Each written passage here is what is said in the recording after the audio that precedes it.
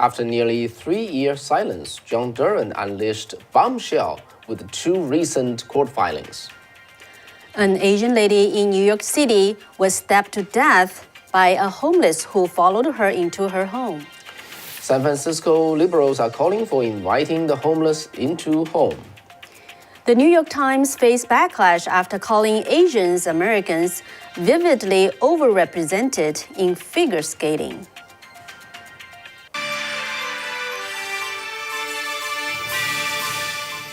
Hello, welcome to Wei and Kathy Show. I'm your host, Wei Fang. And I'm Kathy Zhang. Well, I cannot help notice that Kathy is more formal than normal.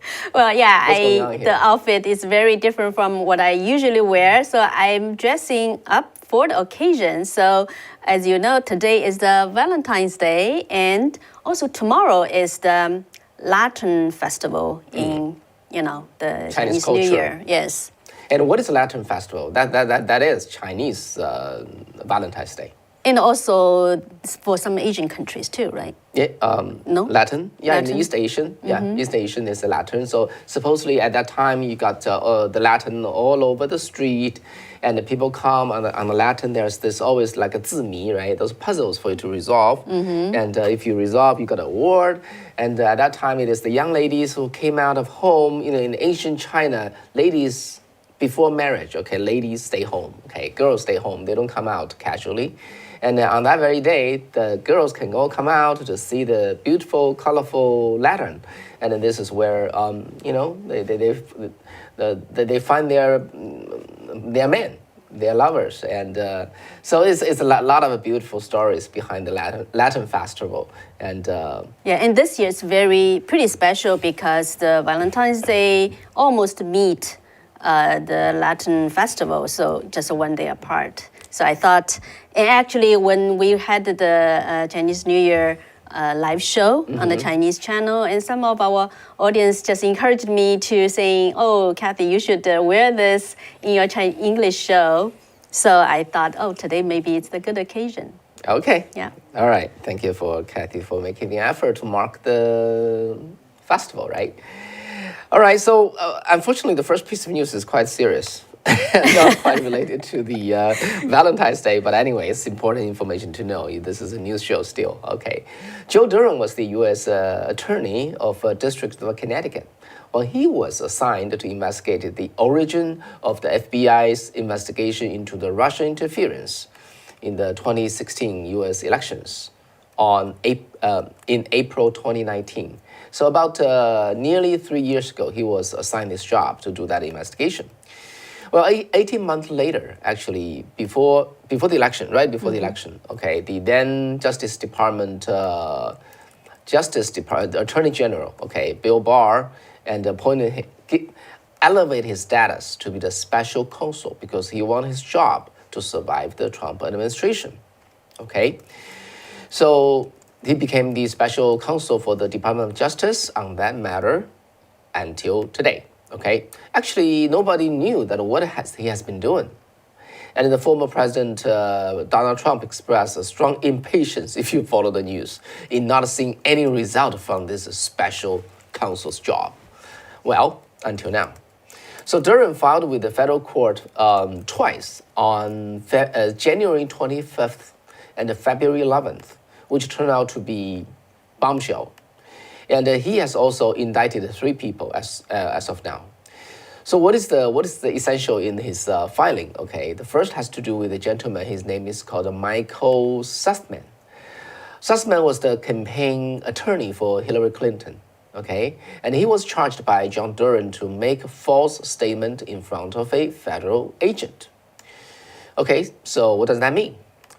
Sussman requested and held a meeting with FBI in September 2019, which is 2 months, September 2019, yes, in which he presented the purported data and the white papers that allegedly demonstrate a covert communications channel between the Trump organization and a bank called Alpha Bank, which has tied to Kremlin, Soviet, Russia.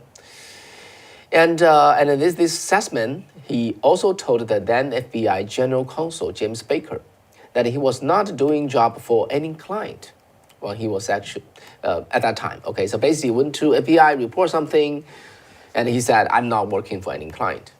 But as a matter of fact, Durham found out he was actually hired by an internet company and the Clinton campaign. But he lied to the FBI General Counsel.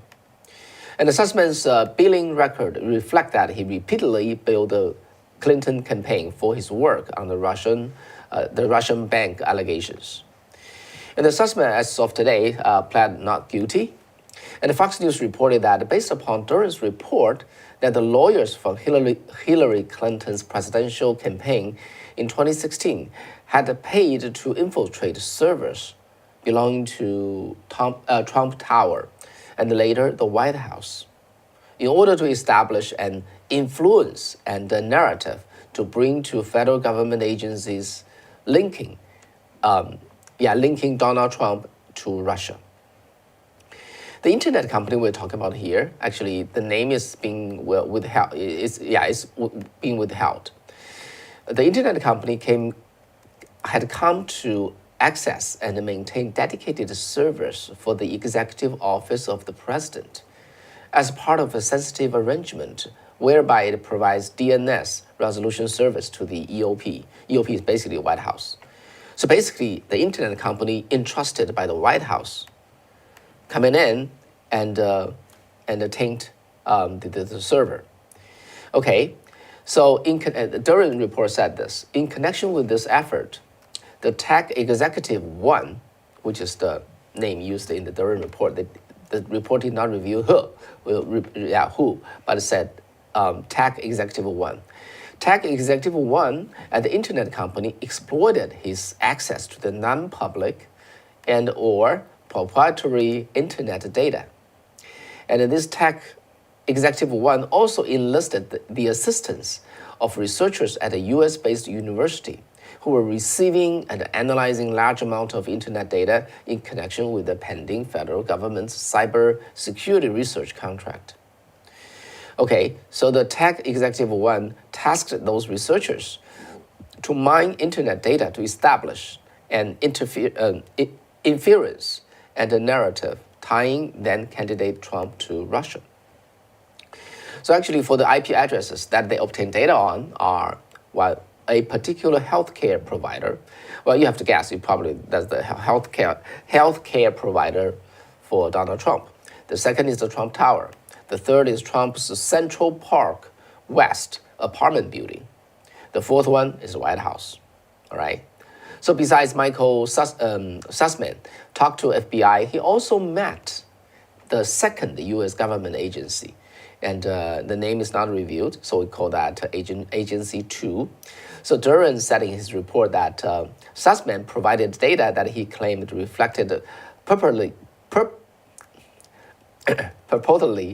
suspicious DNS lookup by these entities of internet protocol addresses affiliated with the Russian mobile phone provider, and claimed that the lookup action demonstrate Trump and his associates were using rare Russian-made wireless phone in the vicinity of the White House and other locations. So basically, they got all Trump's record, and then see that you see there's this lookup internet lookup into this Russia address, and then they must be using Russian mobile phone to communicate privately with the Russian people in Russia. Okay, however, the special counsel's office has identified no support for such allegation. Okay, the Durham report said there was a total of more than 3 million lookups of the Russian phone prover IP address, and fewer than 1,000 of those lookups originated with IP addresses affiliated with Trump Tower. And Durham report said that such lookups are far from rare in the United States. Okay, Durham also added the data collected by the Tech Executive One also found the lookup begin actually as early as 2014, even before Trump decided to run for office. So So besides Michael Sussman, two other people were also indicted. One person is called Igor Danchenko. Danchenko, he's a Russian citizen and a U.S. resident currently residing in Virginia, and he worked as a Euro-Asia political risk defense and economic analyst, some kind of advisor. Okay, and he was charged by John Durham with making a false statement and is accused of lying to the FBI about the source of information that he provided to Christopher Steele, if you remember, for the anti-Trump dossier, which turned out to be completely completely false. Another person charged, his name is Kevin Clinsmith, and he's a former FBI attorney. Okay, 2 years ago, in the summer of 2020, he altered an email during the Russia investigation that was used to justify the surveillance of former President Trump campaign advisor Carter Page. For that, he was sentenced to 1 year probation, and in the summer of 2020. But now this time he was charged again with making a false statement. Well, the detail wasn't quite there. So so far in the two filings, the Durham team has interviewed many people, but none of the name was revealed. They just have their title, including a former FBI general counsel, and anybody can guess that's James Baker, and then a former FBI assistant director for the counterintelligence. There could be as many as 3 individuals serving in that role, so nobody knows who this person is. And also interviewed the attorney previously employed by the law firm who is referred to in the indictment as the campaign lawyer. And the general counsel to the Clinton, also interviewed the general counsel to the Clinton campaign. And so they interviewed a lot of people, okay? And then the Durham report also said the government also maintains an active, ongoing criminal investigation of the defendants, basically Sussman's conduct and other matters. So Fox News quoted a source that know about the investigation, says as such, Durham does this right and keeps it at a secret, okay? And there has been much more activity in Durham's investigation than has been visible to the public. All right, so that's the summary of the findings of today. Mm-hmm. And we will for sure follow this matter and report to you as we got new updates.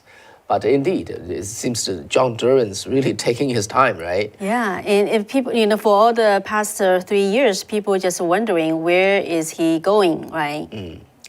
Yeah, so, and if you recall the Rob Mueller, that special investigation leaked so much things out, right? Mm-hmm. And the Durham seems to keep a very, very tight lid, on the investigation, and then now it's coming up with something really just shocking a lot of things. But interesting enough, mainstream media either play down or completely ignore his report. Mm-hmm. So, well, that itself tell you that what's on their mind. All right, let's move on to the next piece of news, Kathy. Okay, so overrepresented. So the New York Times recently published an article saying that in the field of figure skating, Asian Americans are vividly overrepresented, and they even tweeted it. So that triggered a lot of backlash. So let's see this tweet.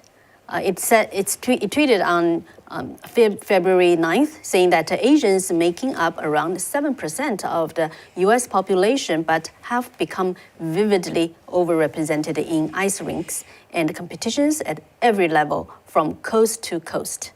And it continued saying, gradually they have transformed a sport that until the 1990s was almost uniformly white.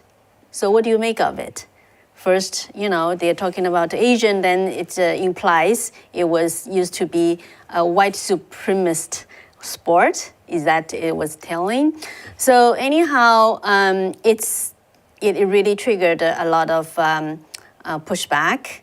And they published this article actually shortly before Nathan Chang, who who win the gold medal at the Beijing men's figure skating. right at the Beijing Winter Olympics. And Nathan Chen's parents immigrated from China. So this article was written by the New York Times sports writer Andrew Key, and so we'll talk about his response to all those pushbacks. Actually, on the New York Times, its readers also had some comments. For example, a reader named Carmen from Philadelphia saying, "Here goes the New York Times again, finding a way to chalk success up to privilege. The idea that Asian Americans are successful because they are wealthy." And it, in the article, it lured as, previously the white people, why it's all dominated by white people because white people are affluent. And now the Asians are affluent and they are dominating the ice rink. And and it's very interesting. Readers also notice that the writer said that Asian people are overrepresented because they have higher income, and then immediately it jumped into an interview with a skater whose parents were actually not wealthy at all. They worked hard in the restaurants trying to pay for the skaters' lessons. And so there are more pushbacks on the Twitter. So on the tweet, some of the tweets just ask if the Times would ever have made such a statement about other minority groups whose participation in sports exceed their percentage of the population. So we can see that. And some tweets just say, "Do you have quota for all races in all sports?" It's a question asking the New York Times. So, and it says that American with Asian heritage are Americans, full stop. So, and some other tweet is saying, "How can Americans overrepresenting America?" I think quite a few people, they just have the same questions. Asian Americans are Americans. Then another tweet just saying, "Racism against Asian is still racism." You know that, right? New York Times. And also some tweets just said, New York Times is probably just saying, the New York Times believes that excellence is overrepresenting in sports. Other tweets saying that you recognize, some people say we recognize those athletes, they have their race and gender, but do not categorize them. So there are all different reactions. So how to really view this? The author of the journalist, Andrew Key, he responded tweeting that overrepresented was not intended to convey any sort of a judgment. And he said he just used the word after hearing in conversation with multiple Asian American psychologists. So he's sociologists. Sociologists. And he said it really, literally just means that participation is clearly disproportionate to the populations that cited in the same sentence. So he said there's no judgment baked into it. So how to really, view such thing? Early on I interviewed Kenny Xu. He's the author of the book An Inconvenient Minority: The Attack on Asian American Excellence and the Fight for Meritocracy. Kenny is the president of the nonprofit organization called Color Us United. And he's the lead insider on the Harvard Students for Fair Admission versus Harvard case, and a commentator writer for quite a few publications. A young man, but very talented. He authored this book called An Inconvenient Minority, which is about how he thinks the ultra left views Asian Americans as overrepresentation. And to him, this article is not surprised. This is not surprising. This is the direction of media outlets like the New York Times over the past 5 years. They have started to label Asian Americans as overrepresented because they're too excellent at the things that they're in. And what they prove is that they prove that the disparities in our country surrounding achievement are not primarily caused by racism. Because Asian Americans are a minority, they have been discriminated against, they don't come here with much wealth or generational connections, and yet, through the spirit of hard work and excellence, they are able to contribute greatly and become overrepresented in our country in some of the highest achieving fields like education and even sports like figure skating. So I think that this is a great story about the triumph of cultures of hard work and excellence in this country. But the New York Times prefers not to view it that way. They prefer to say that Asian Americans are stealing spots away from other people. Yeah, so I asked Kenny, how does he view that, like other readers of the article noticed in this article, the narrative is how the Asian Americans, the reason that Asian Americans are dominating the ice rink is because the families are affluent. But then it followed with a story a couple of stories that the skaters' parents are actually immigrant parents are actually not affluent at all. They worked very hard in a restaurant and trying to pay for those lessons. And so how can he see this kind of contradiction? They're trying to balance, I think, a healthy respect for Asian American excellence with also this desire to not praise Asian American culture too much, because that would, of course, highlight other inconvenient questions for the New York Times, like, well, why are Asian Americans specifically doing so well? What about other races? What about other people? And of course, they would view it as embarrassing. I wouldn't view it as embarrassing at all, because I know that every culture has a lot to contribute, no matter where you're from. But that doesn't mean that every culture is going to contribute equally in everything. That's the major problem with liberalism, is that liberalism assumes that every culture is equally capable of doing everything. And that's a lie. It's just wrong.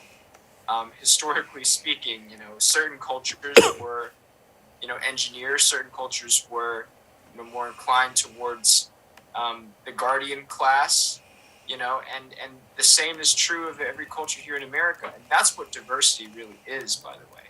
It's allowing people to go out and be the best at whatever they are the best at. And it has nothing to do with forcing diversity the way that Harvard does in their admissions process, or the way that the New York Times is trying to characterize the diversity, equity, and inclusion movement in America. Yeah, so it seems that it also triggered some backlash from the New York Times readers. So what's Kenny's take on it? I think they're justified. Obviously, I wouldn't use the word overrepresented. It's like saying that blacks are overrepresented in the NBA, or, implying that they need some kind of balancing to lower their representation. I wouldn't agree with that at all. I think that, this actually reflects a tension right now between the elite liberal community, like the New York Times readers, and maybe the more even harder progressive left. Because I think the elite liberal New York Times community still buys into this whole narrative that buttresses Harvard's affirmative action process, where they're like, well, we need diversity because diversity is good inherently, even though race has nothing to do with, what kind of character you are. So I think elite New York Times liberals like this narrative of diversity. But I think the harder progressive left, and I did see that some of the people who commented on this post criticizing the New York Times are from the hard progressive left. I think the hard progressive left is probably even more concerned that now the New York Times is just sort of engaging in racism of its own, just a different kind of white supremacist racism. So I see that there's a split now even between elite liberalism and hard progressive leftism. So if that's the case, which is talked about by Kenny about this split, then where it is going? Well, I think the New York Times is always going to have to deal with this split. They basically have no conservative audience anymore. They basically have decided we're just going to go hard. We're just going to go into the liberal audience. That's their decision. That's a business decision. That's fine from their perspective. But this tension is going to be there forever. I think Asian Americans are going to continue to inconvenience the New York Times staff. I saw this other New York Times article about Harvard's affirmative action process by this author, by their reporter Jake Caspian Kong, who makes the usual sort of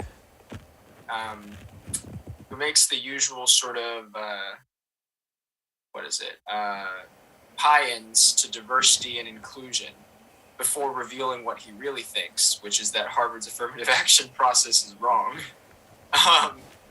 But you know, if you were in an outlet that prioritized more of the hard facts, you wouldn't need to make all those pie-ins to diversity and inclusion, because we now have all the facts about what diversity and inclusion really is, which is it's just an excuse for people to hire people who are, or it's just an excuse for people to pander to get unmerited treatment, unmerited preferred treatment in admissions and hiring processes in America. And that's exactly what it's doing right now. Any final thoughts? I mean, my final thoughts are, I think Asian Americans are going to continue to be the inconvenient minority to the left. I think that this comment on overrepresentation of Asian Americans in these excellent professions is an example of how that tension plays out in real life. All right, so that's Kenny Xu, the author of the book An Inconvenient Minority, The Attack on Asian American Excellence and the Fight for Meritocracy. So, yeah, how do you think his observation? Yeah, I think it's make very good sense. And yeah, that's what I have to say. Okay. He said it all, yeah. All right. So And yeah. by the way, I just want to insert something that you may take note of this, or you may not. This Asian hate idea, Asian hate, right? So there's this there's a lot of like Asian hate kind of phenomenon in America pushed by the liberals, and to me, okay, through my research, I know that where that come from. Believe it or not, a large part of the push came from China. Come from the Chinese Communist Party, because they do want to drive a wedge into the U.S. society. The idea is not entirely just theirs. The liberal does, they raise this, but CCP used all their force in this country to push that, and push that into a narrative. So the Asian hate, oftentimes when Asian was hurt, was harmed, and which will be reported next. And who are the people hurting them? The news report did not say it. They just say, well, people hate Asian. Asian should be protected and so on and so forth. But who hurt them? Okay, that wasn't reported. So that's just really just half a story, right? You don't see the whole picture. Why don't they even just show the whole picture? Which we probably will talk about later. And so, yeah, this is how complicated this is. Yeah. And the Chinese government, they never care about it. They are very, very racism over there. But they care so much about the racism in this country. Yep, that's how they can just insert a wedge and to manipulate the situation for their own advantage. Yeah. Yeah, I saw a question from Dean Campbell. Nathan Chang is going to Yale.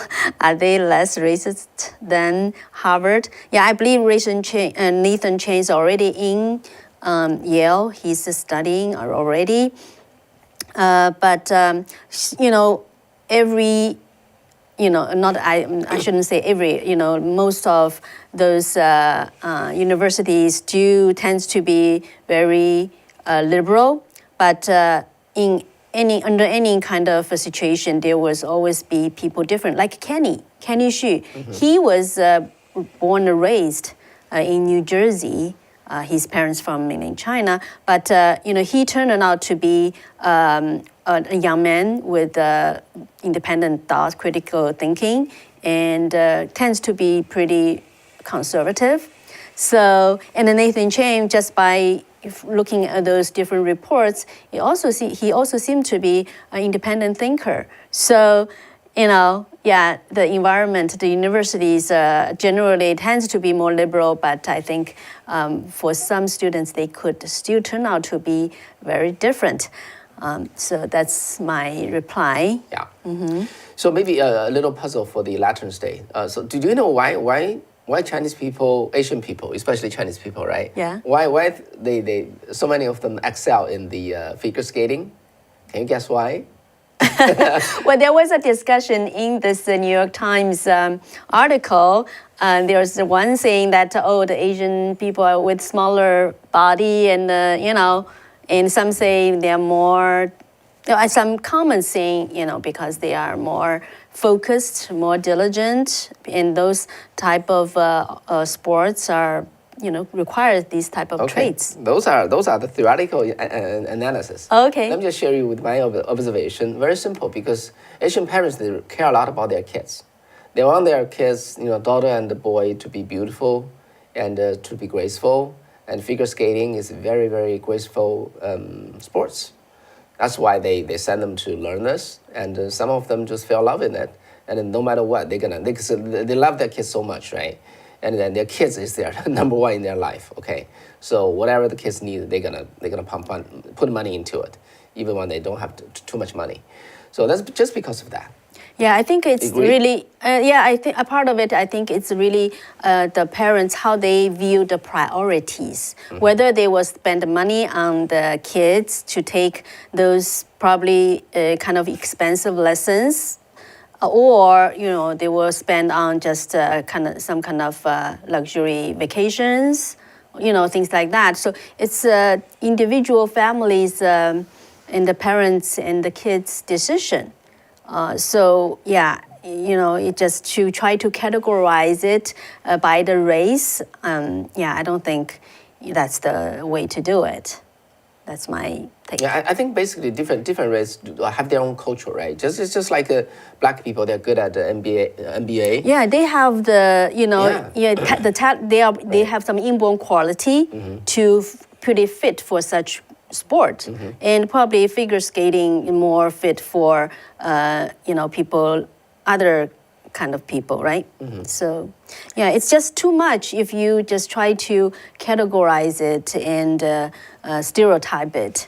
And especially in this country, we do not regard the color or skin or race as an important thing to differentiate us, right?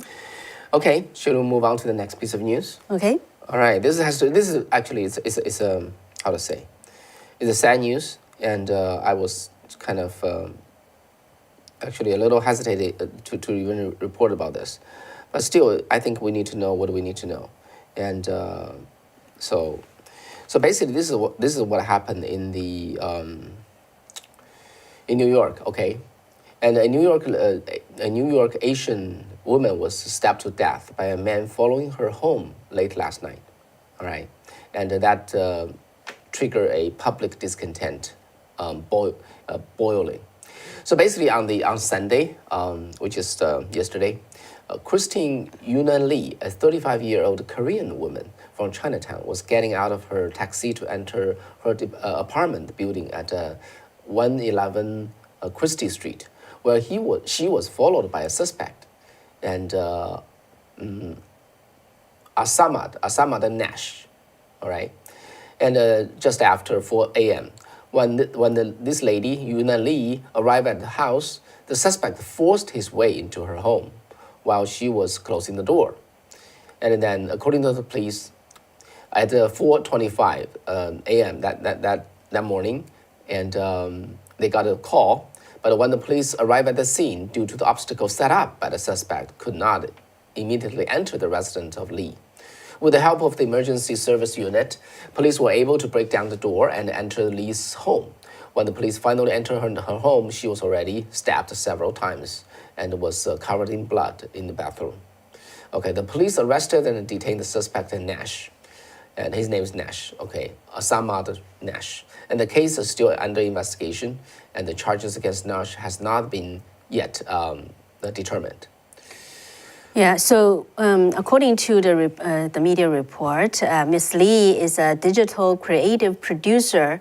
She originally lived in New Jersey, just moved to New York, Chinatown about a year ago. Who's the suspect? He's a 35-year-old homeless with a long track record that at least has 8 criminal records, and most of them are related to subway crimes. And the suspect had attacked a man in the subway on September 28th. Also on January 6th, he was caught by the police to resist arrest for destruction of property. But in both cases, the suspect was not required to pay any bail. Just walk out like nothing happened. And he currently has 3 other cases pending in Manhattan Criminal Court. So after Miss Lee's murder, the news broke out. Both governor and the mayor of New York issued a statement condemning the crime and saying that they are standing with the Asian community. But however, what are the reactions from the Asian and the Chinese community in New York? Yeah, basically homeless shelters has been popping up all around Chinatown, turning this into a homeless town. And this is according to the Chinese Public Office president. His name is Yu Jingshan.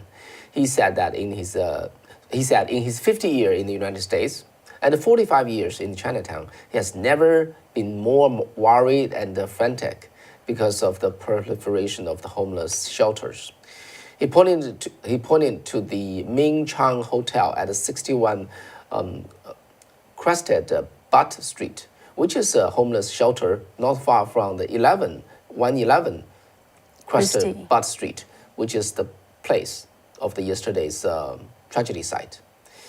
And he said, we do not want to see Chinatown turn into a homeless town. Yeah, and actually, by the way, I actually interviewed this gentleman before when I was doing the media work in New York. Okay.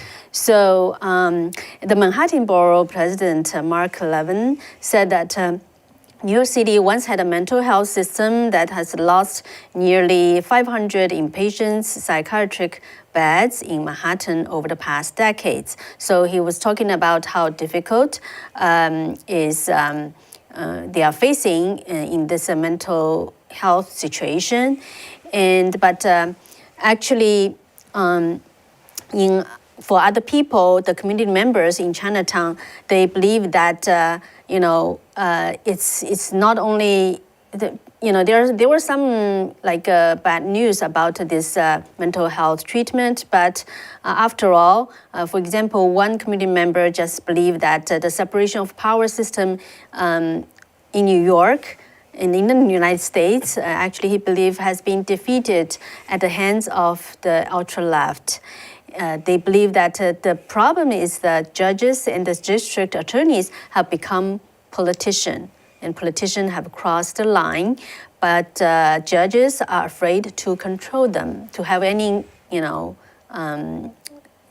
have any meaningful control over the situation. And the one community member saying a few days ago, people defended the suspect's rights, demonstrated in front of the courthouse, protesting that $5,000 bail was too high. $5,000. $5,000 bail was too high. Remember, this suspect just walked out without any bail in 2 cases. And then they complained that the judge was afraid to use Kendra law, which allowed judges to force a suspect to undergo psychiatric treatment if they believe the suspect is a danger to himself or to the public. So people just really afraid of the situation in Chinatown because of the homeless situation. Currently they have at least 6 shelters for the homeless. They're going to add 3 more. So that's the community's reaction. Yeah, so if we move our attention to the focus to the San Francisco, where this show is happening, okay, homelessness has become a serious matter in the San Francisco Bay Area, and several charities now is urging local residents to give up their extra rooms to the homeless. Just imagine that. Yeah, they have some samples already saying that in the East Bay. Yeah, there's a nonprofit called Safe Time. The executive saying that they already placed the homeless family and the college students in spare bedroom for 1 to 6 months. And according to the Daily Mail, since 2017, the organization has placed more than 60 people. However, in reality, how many people, in an incomplete count, there are 30,000 homeless people in 5 Bay Area counties, which comprise the East Bay, North Bay, South Bay, Peninsula, and the San Francisco area. This is what, 5 years they place in 60 people. Yeah. So this organization, this nonprofit, I don't know how much fund they got, and it's literally they place 1 person every month in the last 5 years. Yeah. That's how much they accomplish. It's just. But the San Francisco city and county government is thinking about using this as a model. Okay, so the San Francisco Department of Homelessness held a workshop just last Thursday to encourage landlord to rent out their homes to the homeless at the local government's expense. The program is just the latest attempt to address the San Francisco's homelessness problem. Last December, San Francisco's homelessness problem forced Mayor London Breed to declare a state of emergency in the city. And there are believed to be more than 8,000 homeless people in San Francisco today, up from 5,000 a decade ago. Okay, so what do people think? And Richie Greenberg, okay, he's the only Republican running against the London Breed for the mayor's position, and he said the plans are publicity stunt that is downright creepy. Greenberg noted that because most homeless people are mentally ill or drug addicts, they won't get help from those programs. And what is needed are more drug treatment facilities and ways to care for the mentally ill so that they do not harm themselves or the others. Yeah, think about the case in New York, right? The lady was not even taking the homeless home, but the homeless just forced his way in and stabbed the lady to death. And Greenberg believed that the idea of individuals opening up their doors for the public good is not new, especially in San Francisco. But it's not a long-term scalable solution. A large percentage of the homeless in San Francisco are, well, yeah. I lost it. Homeless because they are homeless because they are addicted to drugs or suffer from mental illness, so that the number of the candidates who can be really placed in people's home are very limited. Yeah, so he really feel this proposal just unrealistic and, as in his words, creepy. Yeah. So remember that back then, I think the Oakland mayor was also advocating people take homeless into their home. Libby Schaaf. Yeah. Whenever that happened, my suggestion would always be, Mayor, can you take a couple into your home first? Well, actually, not only you. Some people already, at that time just challenged the Oakland mayor, Libby Schaaf, saying, why don't you open up your house, right? You have extra bedroom. So she was forced to respond saying, oh, because actually her daughter, I think, was actually just left home for school, and but she said they still have some issues to sort out, and they are not at the stage to. It's not the time to take in a homeless or other people, but some people just protest in front of her house, saying you don't even invite us for to have some coffee at your house. So that's what they got. Believe it or not, okay, this is not overstating, okay, this kind of talk, all right, everybody else, please be the most selfless people, except me. This is typically a Communist Party leaders, rhetoric. They always just behave like that. And remember, there's did I tell you this? Or if you remember, there's this joke in the Soviet Union, right? So the chairman of the meeting is on the stage and asking people down there, and saying that whoever believes communism is great, step to the left. Whoever believes capitalism is better, step to the right. Okay, everybody step on the left because it's the Soviet Union. Who dare not to? Mm-hmm. And two people, those are bold people, okay, step on the right, and one person was standing there not making any move. So the chairman was puzzled. So what's happening to you? Do you think communism is better or does capitalism is better? And he said, I think communist. How to say?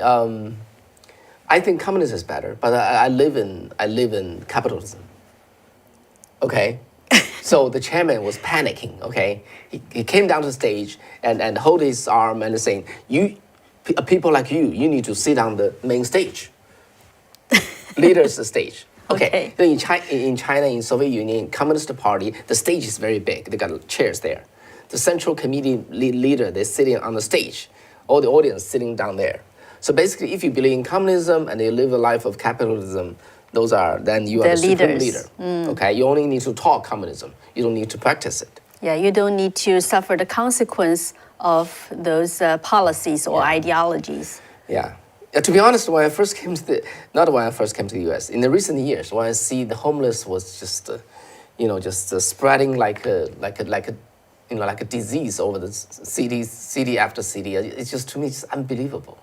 How can city just allow that? How can citizens like that allow that? It's just like your home. Do you allow your children just pee on the dining room and sleep on the dining room, and then you just say let's be lenient with them? Of course, you're going to discipline the kid, right? Lock them up, and but in this country, people just allow homeless just on the street and just pretending you cannot do anything about that. Because doing that is not lenient, it's not tolerant enough. It's childish, right? It's childish attitude. How do you run a city that way? You don't run your home that way, right? For anybody who say invite their, like this, East Bay nonprofit Save Time, the executive director, her name is Christy Carpenter. Just ask Carpenter to take homeless into her home. Do that first. Then before you preach other people to do that. Well, they are getting paid to place homeless to other people's home.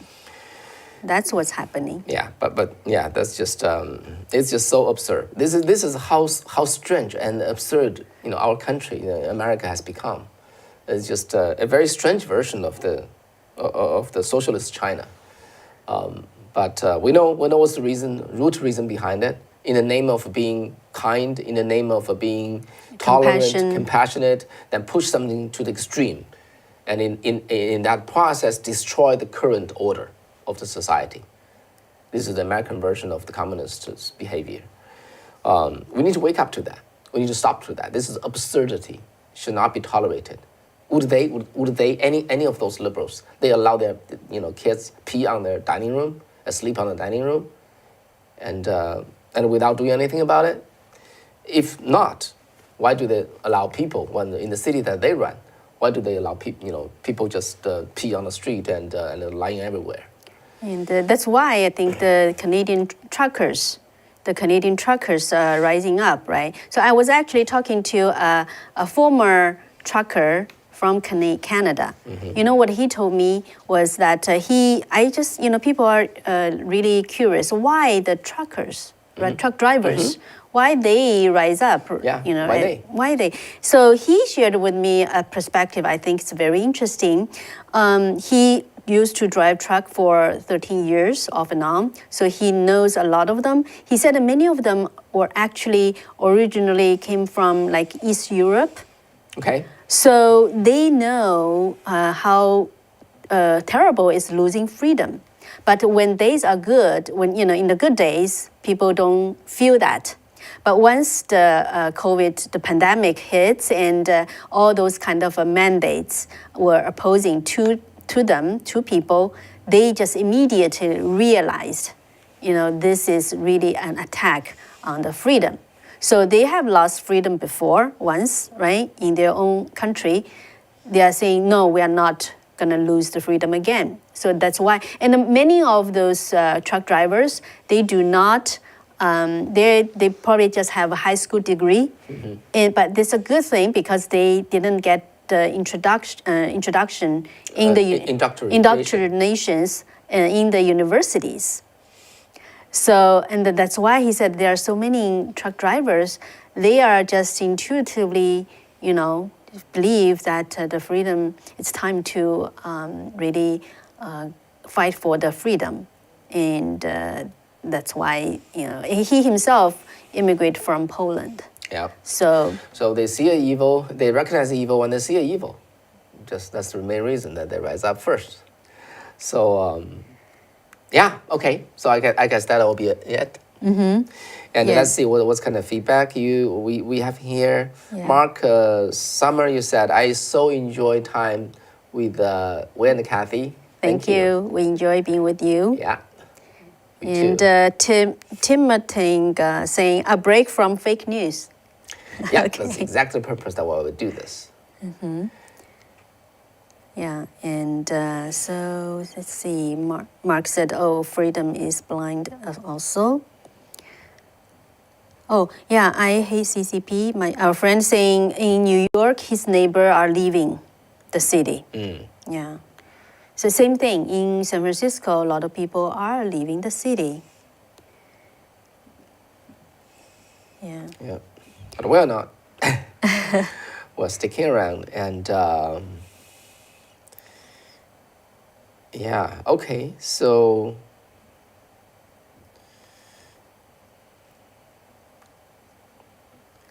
And Doug Watson said, I believe the current law enforcement laws and the release of criminal without bail or psychological examination law has become political for sure. Yeah. Yep. Okay. Okay, yeah, and thank you for staying with us tonight, and listening to our news. So yeah, let's see any comments from Safe Chat side. Yeah, we have some comments. David saying Asians are hardworking, disciplined people that results in success. yeah, like Kenny Xu said Asian will become a very inconvenient minority for those people who try to just use Asian as a way to advance their agenda. Yeah, because we just don't live that way.